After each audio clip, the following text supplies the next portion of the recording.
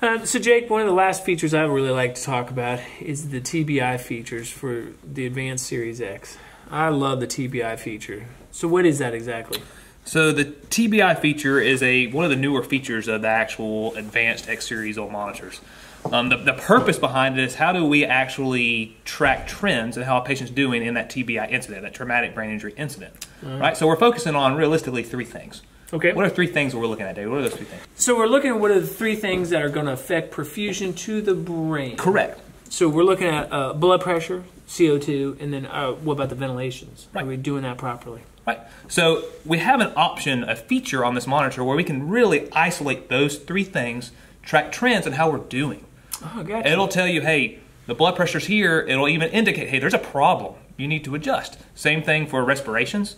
With the AccuVent that we have, we're going to use that in conjunction with this. It's going to give you true data as far as how the patient's doing for that specific type of patient. Gotcha. So we've talked about, like, this is how we use it, why we use it. We got to get to how do we get to it on the monitor. So how do we find that button? Because it is a little bit hidden. It's in a weird spot. Yeah, and so that's the issue a lot of people come up.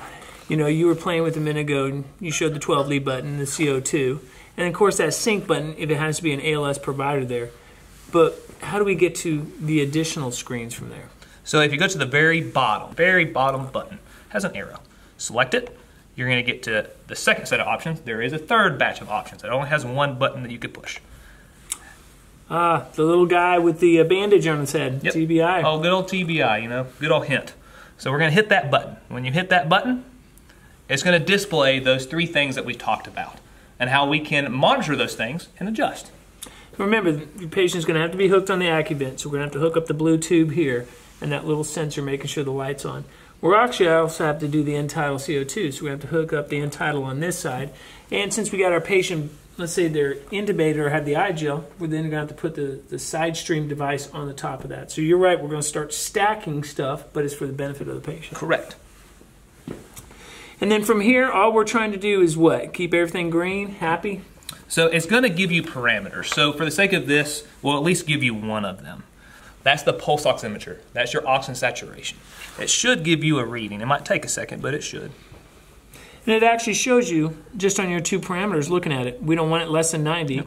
We want them somewhere in the yellow. So between, and if you notice here, the 95 to 100, we want to keep them there to keep their oxygens enough for the brain. And if you look, just like David said, if you look at every individual section, so our pulse ox, our end-tidal, our blood pressure, and the AccuVent, the actual respirations per minute, it's going to give you parameters. So pulse ox, 100, 90, so 100 is the upper, 90 is the lower.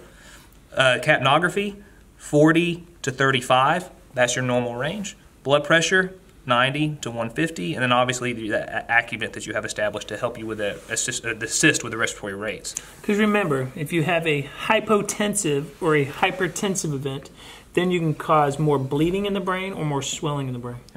And that's where all these little parameters are coming up. We don't want to cause them to have a hypoxic event and they're, you know, a low pulse ox, or we get their capnography too much, we can actually cause vasoconstriction or vasodilation. So all these parameters are what we're looking for. I will tell you, David, something that I learned just trial and error and playing with it. Does it give you an audible, hey, something's wrong, or do you have to actually pay attention to this thing? Well, it should, with all the alarms, it should at least give you 1 audible. Then it's you looking at the screen to say, what's my audible? So all that being said, you're going to have to look. If you hear an alarm, it goes back to what we said before, figure out what the alarm is. Yeah. Go to that individual area, and it will mark it. It'll show it outside of that parameter. I believe it gives an asterisk or a star saying, hey, something's wrong here. This is when you had the issue.